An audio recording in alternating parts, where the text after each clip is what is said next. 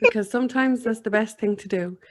I would just like to welcome you guys to this week's episode of Real Talk. I'm joined this week by the amazing Caz Kelly. Hi. We were just quite literally talking about how to introduce this lady. Caroline is, by all accounts, as you see her on social media, a wayshower, a healer, a teacher, a mentor, and yet she's not, which is what we're just discussing here a couple of minutes ago.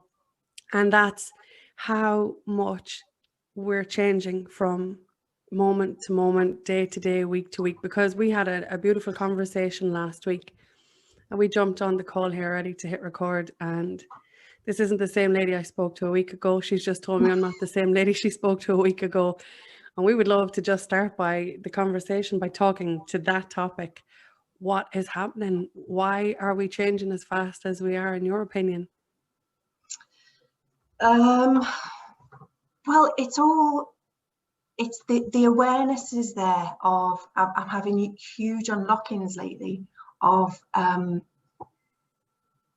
awareness, awakening within me. And then, obviously I feel like I'm in my little bubble.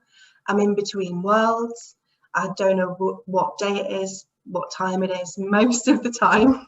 Yes. And being in the now, which is really important. But at the same time, it's sort of functioning in the world that we're living in practically. Yeah. I've still got my kids, and it's sort of, showing the way, being the best example, but at the same time working on a website. And I don't know, I'm sort of as to describe who I am and what I'm doing in the world, but I'm literally just being me.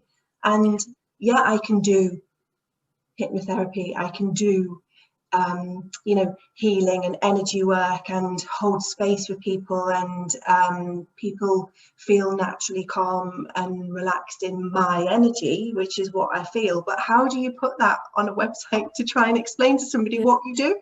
I know how you feel. And these whole shifts are it's like having the awareness of it all, but how do we bring that back down to grassroots as to be in the world? When you've got so much awareness, but then it's almost like you don't know anything at the same time.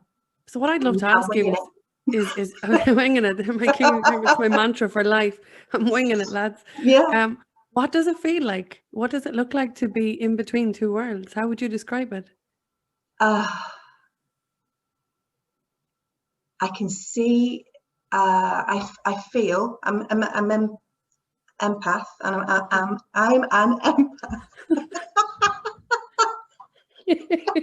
It feels a bit like this, doesn't it? Yeah. Trying to actually function, trying to get words out of your mouth. Your mind is gone this way, this way, this way. You're trying to function as a human. This is just man hijacking the question. But to you, in your world, as an empath, what does it feel like to be between two worlds? Because you're very, very starkly aware. I'm not here and I'm not here. I'm not who I was yesterday. I'm not who I was 5 minutes ago. And as for 20 years ago, no. So what does it feel like in the now moment to have, or would it feel like having one foot in between two worlds? I even feel like my vision is fuzzy. It's like my body's here, I'm here, but there's part of me that's here, and there's part of me that's really aware and feeling the energy of the collective, and then my own shit that comes up, and so it's and it doesn't really matter at this point. I feel whose is whose, because it's all of ours. So whereas you'll see something or feel something come up that might be nothing to do with you, but at the same time it is. That's what I feel like. It's still showing me something. It's still something that I'm moving and integrating, or allowing myself to feel, which is what we talked about last week, is this importance of because we've got that awareness of the ascension and of the transition and the shifts. It's allowing ourselves to be the way showers in that, okay, this is what's happening for me. It feels shit right now in the moment, or it might feel fuzzy, or it might feel like you don't know what you're doing and all of that, but let yourself be that. Let yourself be in that and experience that to its fullest, even if it means shutting down, shutting away, shutting off. Whatever way it looks like is fine. Yeah. And allowing that. Whereas, and in that point then, even though you're still feeling between worlds and it feels a little bit odd, that brings you back to your heart, doesn't it? It brings you back to you, your now moment and your experience, which allows us then to transmute it all and integrate it all. Because I found more and more that, and it's happening quickly. Everything's happening quickly, isn't it? It's like lightning speed. Whereas before I'd be a bit victim and like, oh God, you know, this has happened, or you know, what do I do about this? How do I fix this? How do I show up? What do I say that I do? Now I'm like, right, okay, what do I feel like I need to do right now? Right now, and be in it. And in allowing myself to be in it, it moves quicker. Yeah. Feel your way through. Yeah. Whatever the present moment throws up. Yeah. You know what I found is, as I experienced what you've been describing, I wrote a little bit about it in December, and it's come up in a couple of conversations with people over the week, is how do I say this? If I find myself in that space in between where I'm not so sure of anything in my world, it can remind me very quickly of an old time or a past incident that sends off warning shots, alarm bells, you name it, around in my head. My mind kicks in, the asshole that it is.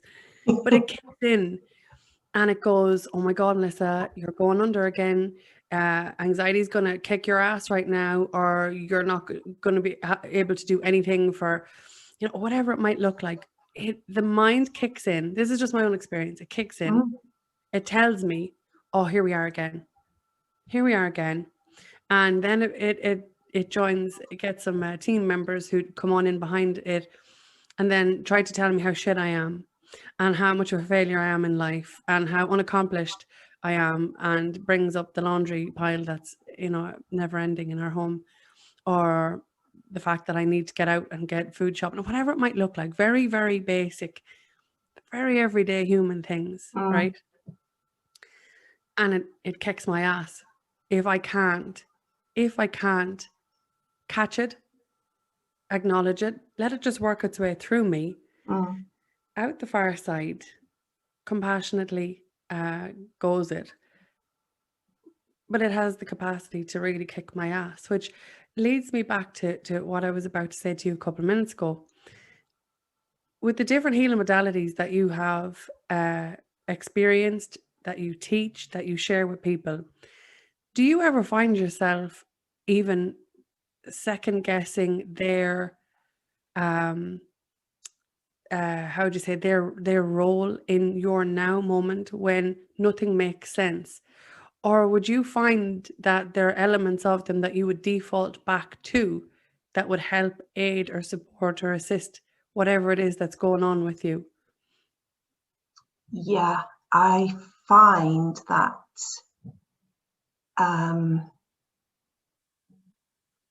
there's a direct correlation between the people that you attract at the time and what you've got going on in your own life.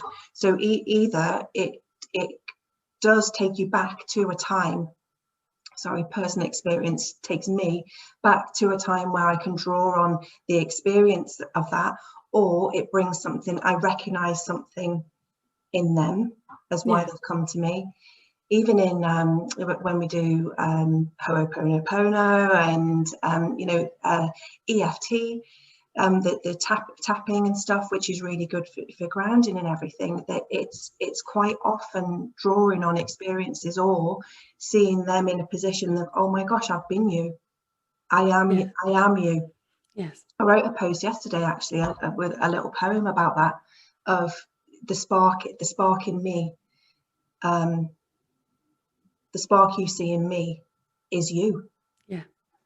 And we grow with, you know, that's and vice versa. So it's that whole mirroring thing of and I don't like labels anymore. Of this has been sort of the progression of doing the website and stuff. You know, do I do it in first person or third person? Do I do it in, you know, it's me. I'm creating this stuff myself, as with the therapies. But who am I? I'm not all my experiences. I'm not the traumas and the baggage. And when we spoke the other day about, you know, the backpack and all of those the things we carry. Yeah. Yeah, you used a brilliant analogy of just to share with what Caroline's speaking to. She used the analogy of having the equivalent of a backpack that we carry, and how we repeatedly place like rocks, boulders into this, our traumas being the big ones, pebbles being the culmination of the small ones, but that we're constantly carrying. And most of the time we don't even realize that we're carrying this stuff. We forget that we have the choice to actually take this shit off our back, and we don't do it. We forget that we have that choice. So sorry, you were going to say there about the things then that you experience as a result. Yeah, and this is another thing that feels like there's so much to say, but yeah. I find like that's the between worlds things. I'm like, oh yeah, and there's that, and there's that, and there's that. So bringing it all back in and focusing on the moment, it can be the most challenging thing to do sometimes when you're aware of so much and everything's happening so fast.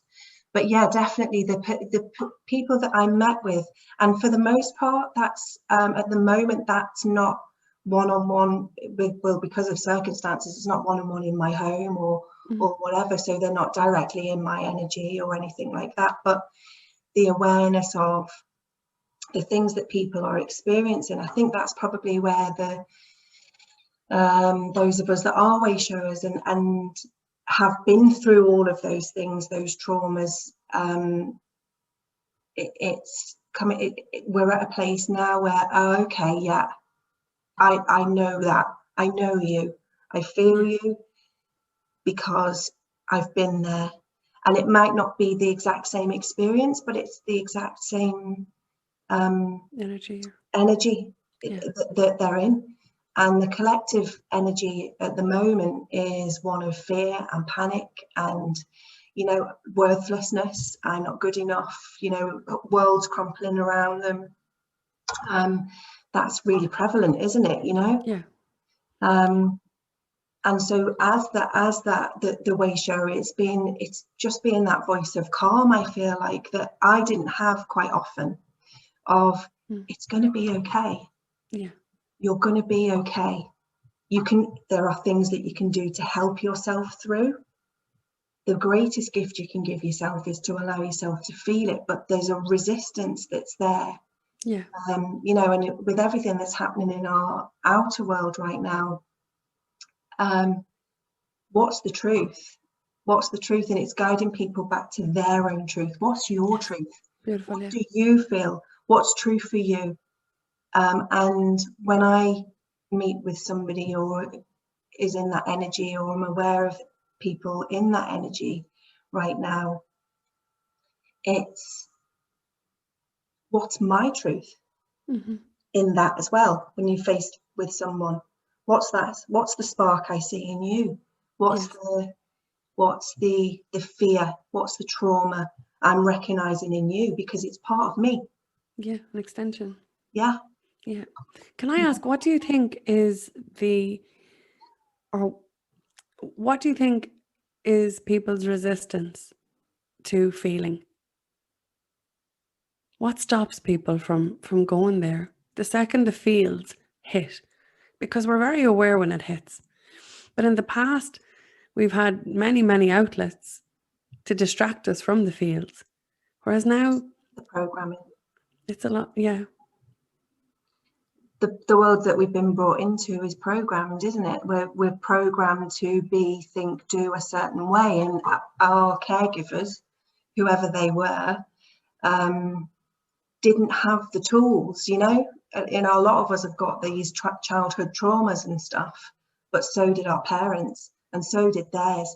So it's these years of program. It's nobody's fault. Yeah. It's just, we can only do the best that we can do, can't we? Yeah. And it's that, you know, it's our basic need for connection. And everything has been so disconnected. And so, you know, we're disconnected from ourselves. We're disconnected from highest self. We're disconnected from our hearts. Yeah. And we're disconnected from each other. It's like you say, it's the, there's been, you know, there's other things. Oh, I feel lost. I'm not worthy. I'm not good enough. So let's go and find, this is where the addictions come in. And you shared that beautiful video the other day of, you know, it's filling the gap. Yeah. It's trying to fill the gap. It's trying to cope, trying to, you know, please people, be seen. My own experience has been one of codependent behaviours that results from, you know, from my relationship with my mom, and abandonment, and, you know, all those sort of the childhood wounds. But the pattern was born from just needing to be seen, and by somebody who was already portraying those patterns because she didn't know any better. Yeah. Yeah. And you know, she was a wonderful woman and so much love to give, but she was unable to process, was never given the opportunity that we've got now to be able to process the things that she went through, her own childhood traumas, her own things. I remember going to the doctors with her and her being told it's all in your head. Okay, that might be the case. How do we help that? Are you going to help her with that? No, we'll just send her away. It's all in your head. You know, it was so common. Yeah. It was so common. It's and scary, actually. It's not in your head. It's in your heart. Yes, 100%. I mean, there's so much I'd love to talk to in what you've just said. For so long, people have been told, you know, how they feel doesn't matter. Just get on with it. I know it's definitely prevalent here in Ireland. Just get on with it. You just get on with it. You get up and get on with it. It's scary. And what you spoke to a couple of minutes ago, it's generational. We're the victims of victims of victims. And while it's the easiest thing to be consumed with what you've experienced and lived through and blame the generation before or the generation before, we are definitely in a time of personal accountability and responsibility, which is, you know, another conversation in itself. You spoke about the video I shared the other day of Dr. Gabor Mate speaking about childhood trauma and addiction. Yeah. And what I loved about that video, and I'm going to bounce this back to what you just spoke about again. What I loved about that video is he speaks from the beginning of our can't even speak now, as kids, how connection and is so important, authenticity and attachment. And he speaks about how we trade our authenticity for attachment. So we have our basic human needs, and we crave connection. It's, I know, 1,000,000%. It's what I came here for. And as the small child, we trade our need for to be attached, to be loved, to be seen, to be heard, to be held. All of these basic human, you know, things. Yeah. We trade our authenticity, which is speaking about how you feel, speaking to the truth of what's going on, even as a kid, how we were met with conditional love as opposed to unconditional. And this isn't me pointing fingers at the generation before, my own family, anybody like that. The point of the matter is, the programs you spoke to about a couple of minutes ago are the root cause of these things. Our parents, their parents, did their best with us from the best of their capacity on any given moment. I know I'm giving 100% in my world to my family. It might not be somebody else's 100, but every moment I'm giving it my all. And I think as the children of people who were unaware themselves, it breaks my heart, because I don't think anybody knew when they shut their mouths, when they closed their hearts, when they stopped listening, when they stopped trying to nurture that connection that is so basically longed for by everyone. I don't think we realize what we were doing, and then we spend our entire lives trying to peel back these layers, like an onion, trying to peel back these layers to get back to who the hell am I?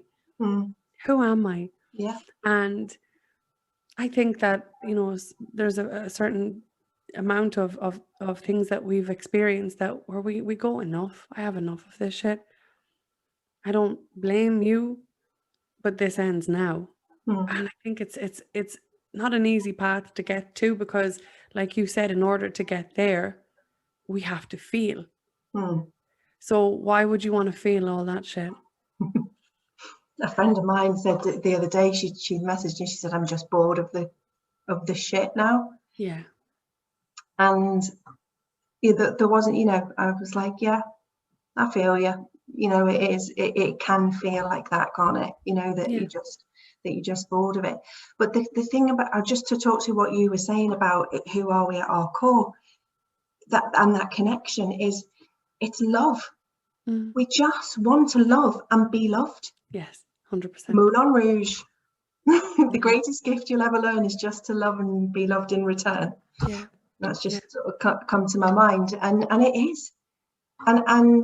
But those layers are, you know, like whether it's the onion, you know, we're not necessarily born with the layers.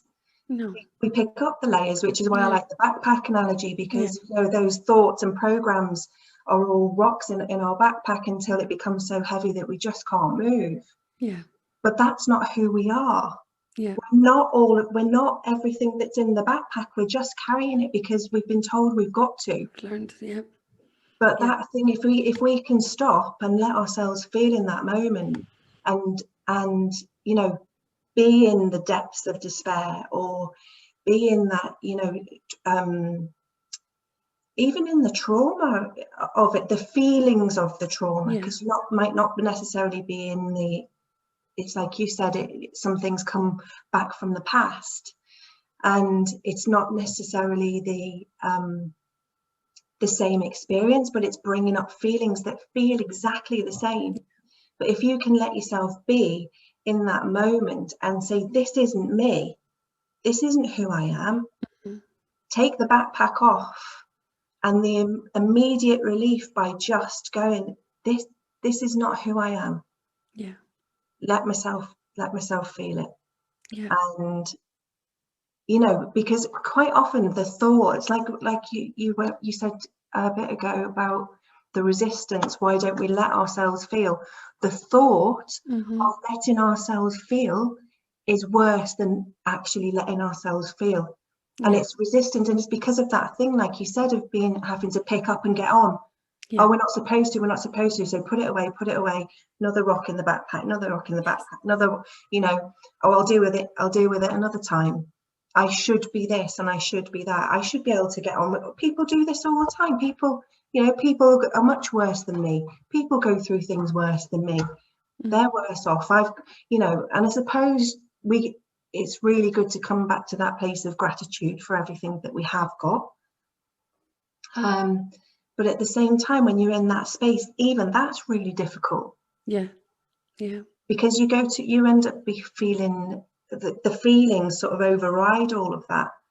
And it's, you know, you get the bitterness and the resentment and feeling like the victim. of everything that's being done, rather than going, this is not who I am. Yeah. Take it off. Yeah. Well, they're the programs you just spoke to a couple of minutes ago, without Yeah. us even realizing they are the programs that run. Yeah. Like, for example, you spoke a couple of minutes ago about your mum going to the doctors to be told everything that was swirling around in that lady's head, everything that she was feeling, everything that she was experiencing was in her head. And as children, we learn what we live.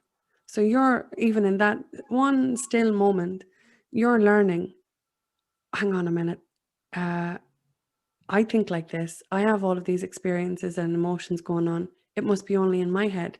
And so you learn to be quiet about it. It's learned. Children learn what they live without us even realizing. And then we grow up thinking that this is normal, and it's earmuffs. It's not normal. I was going to drop an F-bomb. Do But it. it's not normal. I'm a reformed character, but it's not normal. It's not normal, and it's not okay. And because of being told by a generation that is gone, I'm talking about the people who this beautiful woman will have gone to in a moment of vulnerability, looking for help. A generation, a world who told her, this is all in your head. Get on with it.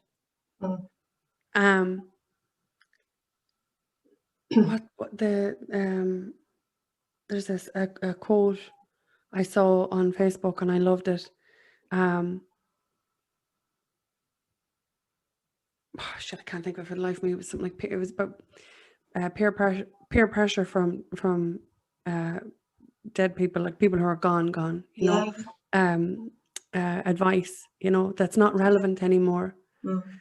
And I think now more than ever, in this enclosed space, in everybody's worlds, you said about the truth of the matter is always being brought back to the self, no matter what the situation is. That it's in moments like that where we get to evaluate what programs are running in here. What do I believe? Is it okay for me to shut my mouth when I feel like my whole entire world is crashing down around me?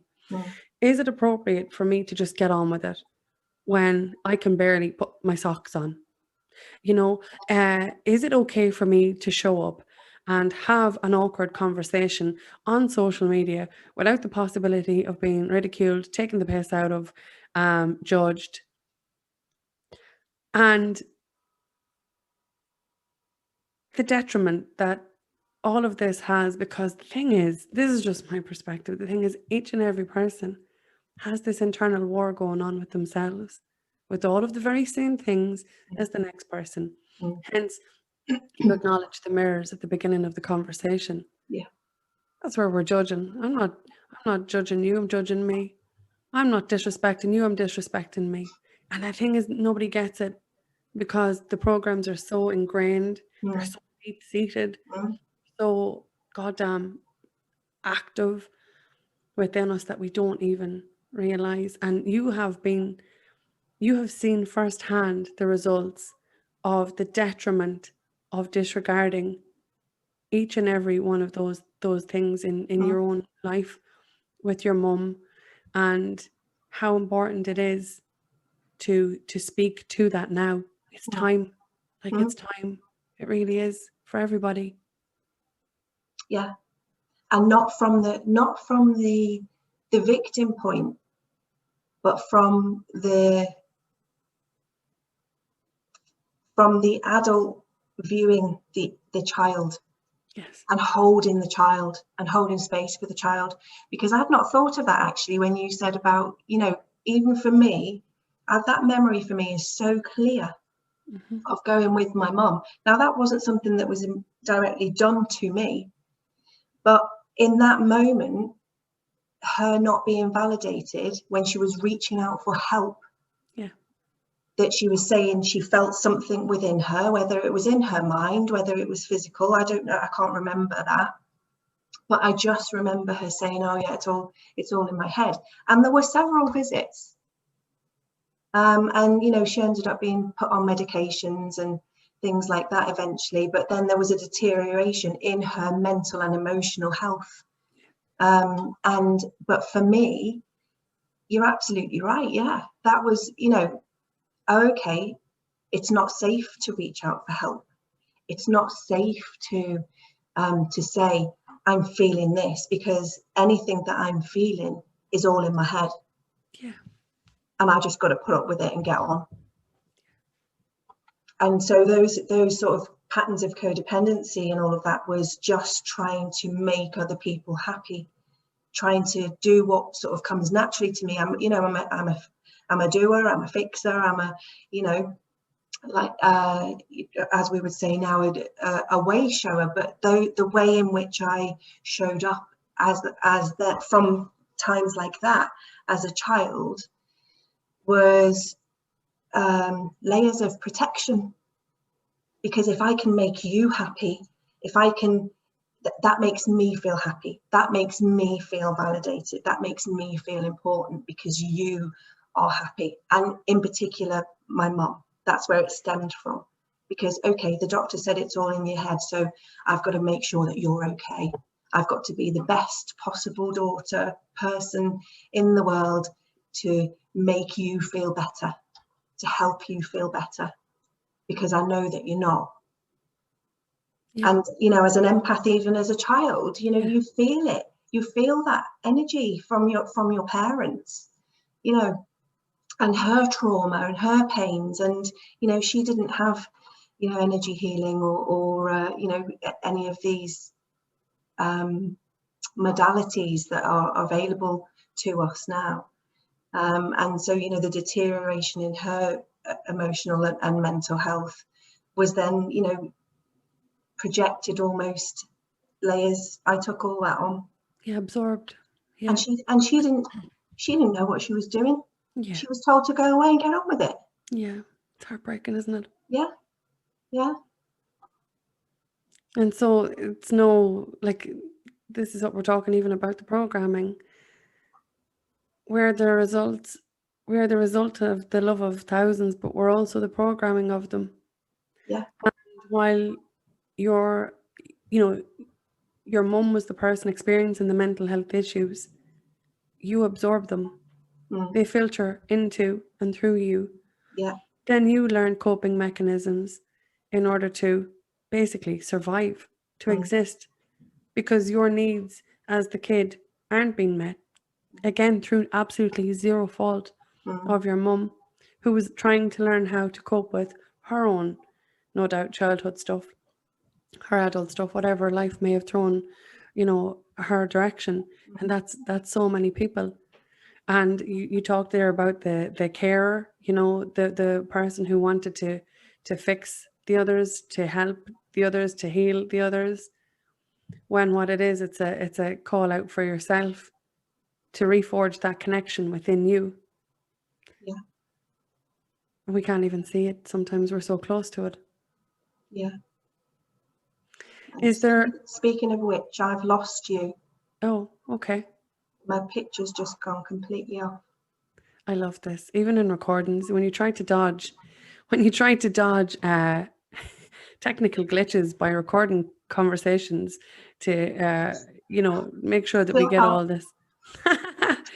Right. We're just going to pause this for a second and we're going to resume because we can. Unpause and kick straight back into it because we can. This is equally the joys of technology. We were just talking about we were in a lovely flow, and then technology decided, you know what, that we were flowing too well. This is what happens, though. Energy kind of like kicks in and derails the train, but no, it doesn't, because all there is now. So it's perfect. Quite ironic that we were talking about being able to express and feel and share that, and we're cut off from doing it in the middle of what we were saying. I was just saying about the roles that both yourself and myself actually have taken on in wanting to fix other people. I'm the recovering people pleaser. I said that to you last week. I've said it many times I've been speaking.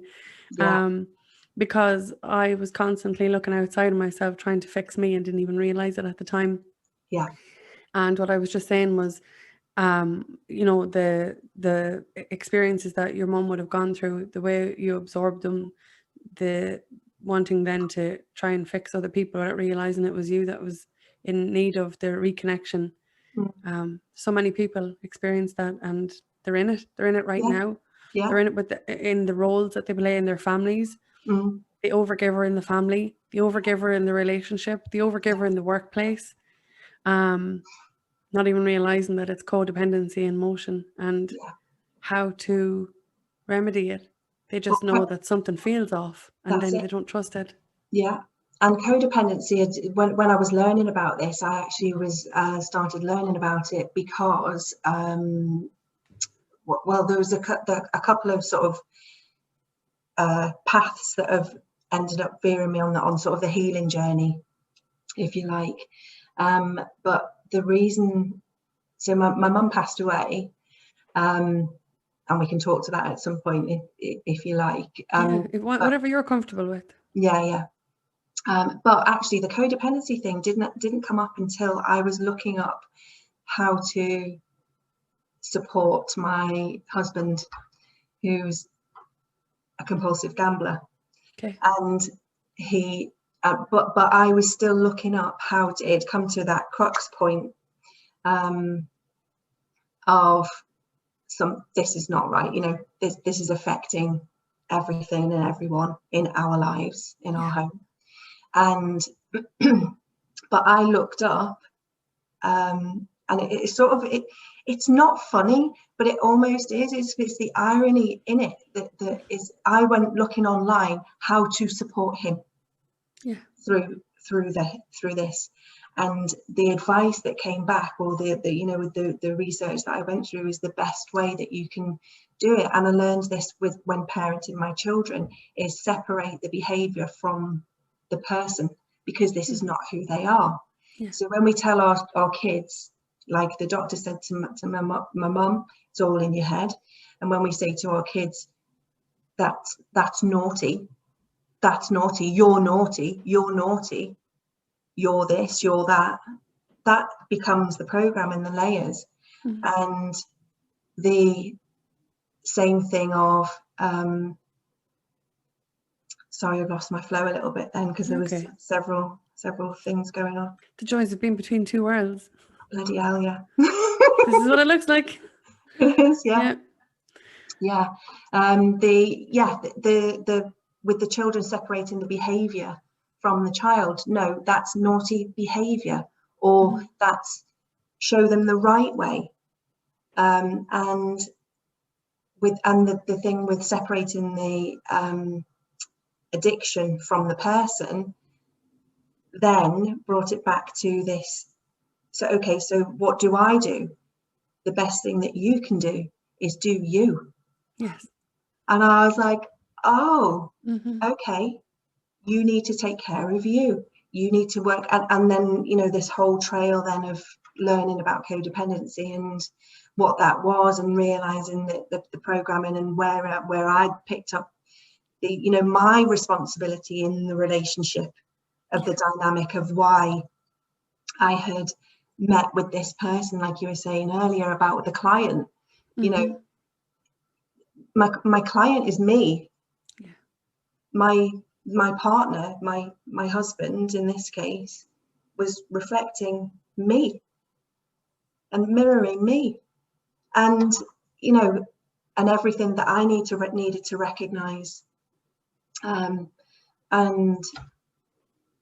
the reason why I found that, or realized that, and that was sort of the real start of my healing journey with regards to learning modalities and therapies and techniques to help myself. It's like you said, I was trying to then just making everybody happy outside of me. You know, that was my go-to, that was my pattern, that's what I didn't realize that it was even a thing until I went looking for something of how to support him, because then, it was so normal for you growing up to try and if the medical practitioners told your mum that it was in her head, then, well, somebody had to acknowledge her, because somebody had to care, somebody had to hold it. I get it.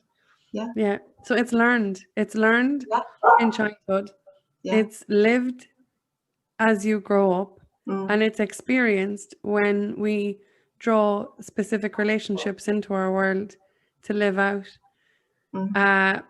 It's a bitter pill to swallow then when we're faced with ourselves in another, Mm. and we can't seem to get the balance. You put up a post yesterday, I think it was, or the day before on YouTube about triggers for the unhealed parts of our being.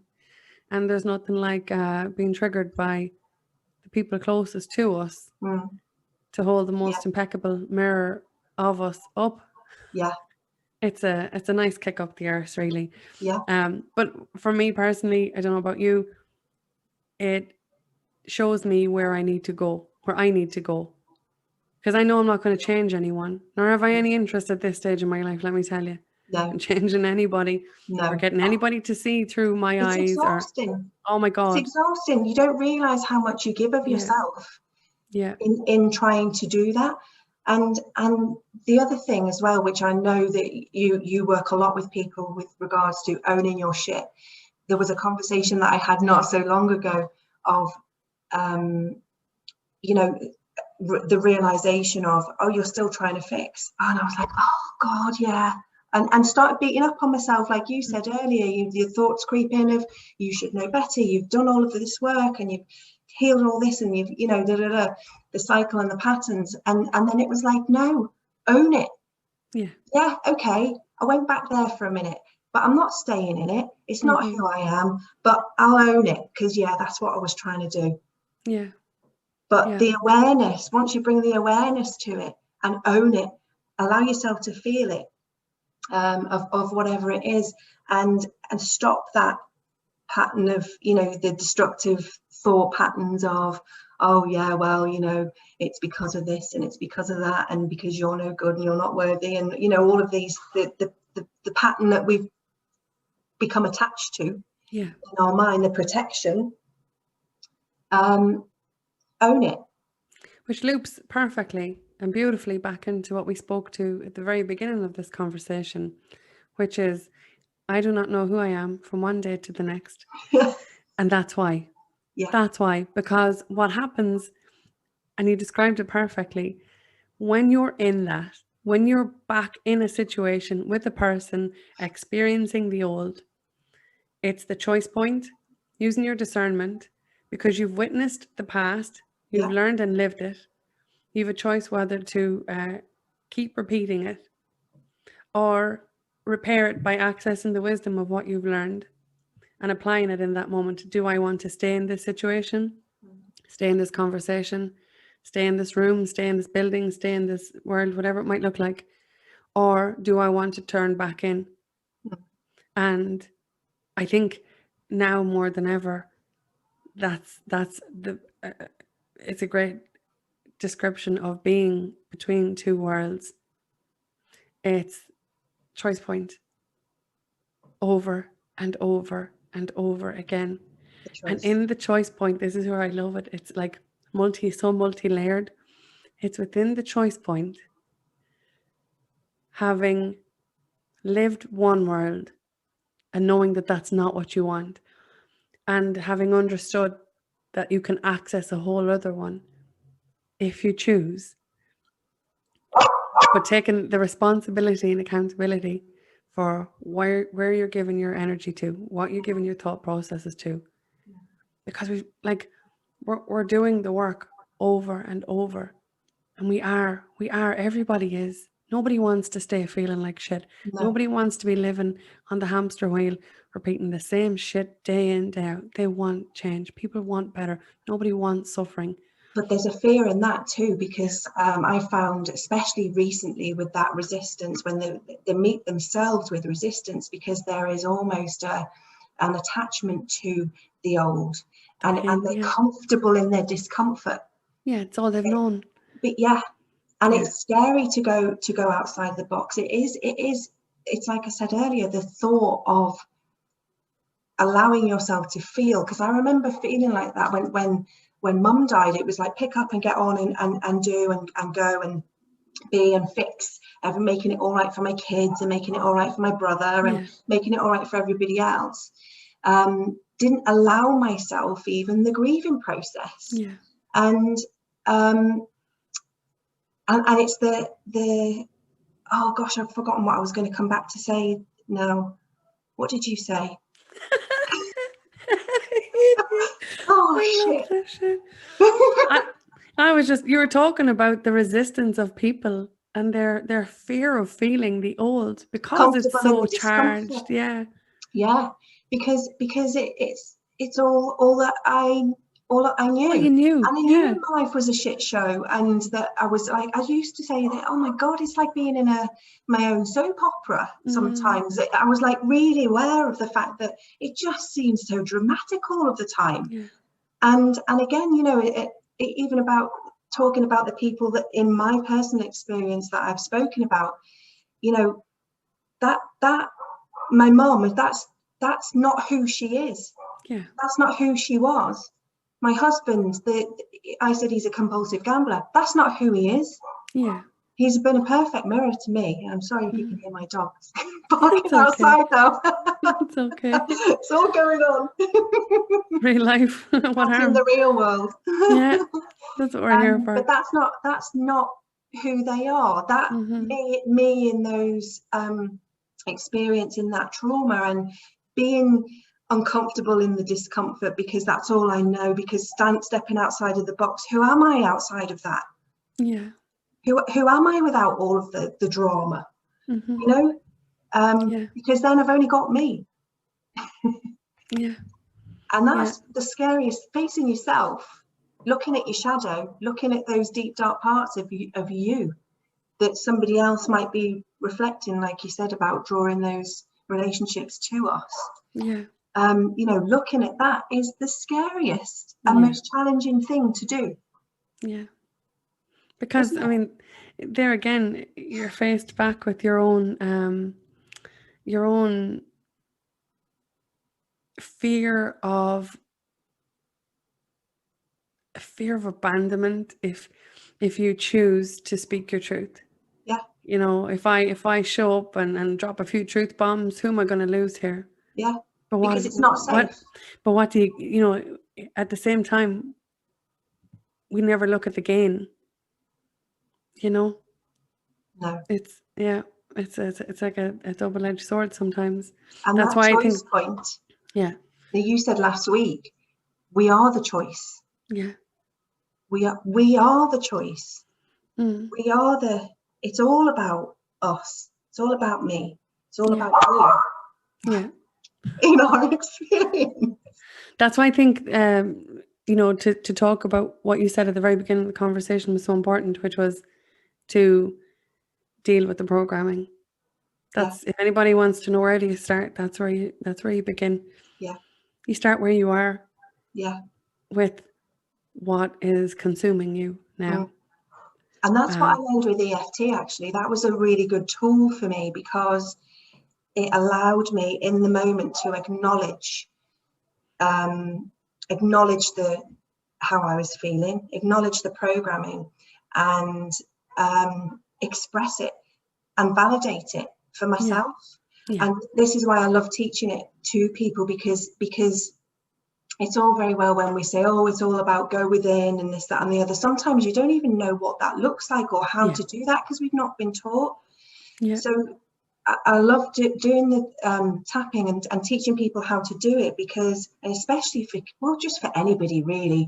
I was going to say especially for kids, because you know, the world that we're moving into, you know, we need to teach them the new ways. This is what I've always tried to do, is when I've learned something new or I've learned something different or I've realized a programming, then I will pass it on. You know, I will you know, I say to my kids, you know, I realize I've cocked up. I've not done things that you know, not that as well as I could have, but I know a better way now. And I've learned this and I want to teach you and show you, and I do that with other people. But what the EFT helped me personally with is identify what I was feeling, and validate myself, acknowledge it, you know, vocally speak it out. It's not just all, you know, love and light and you know, no, I'm fucking angry. Yeah. And that really hurts, and you can speak it out whilst working through the tapping points of, you know, it feels like this, it feels like that, and you're in your own moment. And you know, obviously I guide people through that process intuitively when I'm working with someone, but I teach people so that they can do it for themselves. Yeah. Empowering so that they can use it in any moment. And all it does is bring you back to your physical body and your emotions and your heart and what you're feeling in that moment. And it's really powerful, just that. Yeah. And so that's why I found it really helpful. And also in teaching that method to others is, one, like we say, the client is me. Yeah. So quite often, you know, well, whether my client in that moment is my family or a friend or whatever, the person in front of me is me, and we do it together. So it's a healing that happens mirrored back at each other. Yeah. Because there's obviously that trigger, or even that meeting that person in that space of their trauma, their pain, what they're experiencing is something unresolved within me. Yeah. So I meet them there. Yeah. And I meet myself there, and that allows them to meet themselves there. And then that ripple is where the healing happens. Yeah, it's a beautiful display of compassion.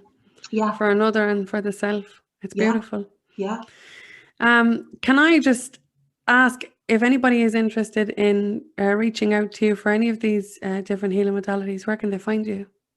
They can find me now on my website, which it'll be published in the next couple of days. Brilliant. So that's just cazkelly.com. Brilliant. And you're back on Facebook? I am, but this is my second account. So my first one got she got the boot. Yeah, they did me. they did me over good time. But to be honest with you, even that was, you know, we spoke about this last week, didn't we? That was a whole unraveling in itself, because it was that thing of, you know, felt loss. The grief of the loss of, that's the way that I was connecting with people. I had my business on there. I had, you know, 13 years worth of photographs and connections. And since you told me about this, I was going to say, since you shared this with me last week, I went and I made sure I collected all my pictures, because I love photos more than anything. I love photos. So we can maybe have another conversation and share what happened there. I'd love to. I'm Caz Kelly everywhere. Okay, cool. At the moment, so we can pop on Facebook. We'll pop some comments in the links below. But listen, I just want to say thank you for a beautiful conversation. Thank you for having me. I really appreciate it. It was great to connect, and even if we had our technical glitches, they're all perfect. And dogs. And dogs, it's epic. I'm surprised my kids haven't jumped on in to ask me for food or something. But thank you, and to anybody watching us as it streams and on the replay, we really appreciate it too. Until next time, talk to you soon. Thank you. Bye.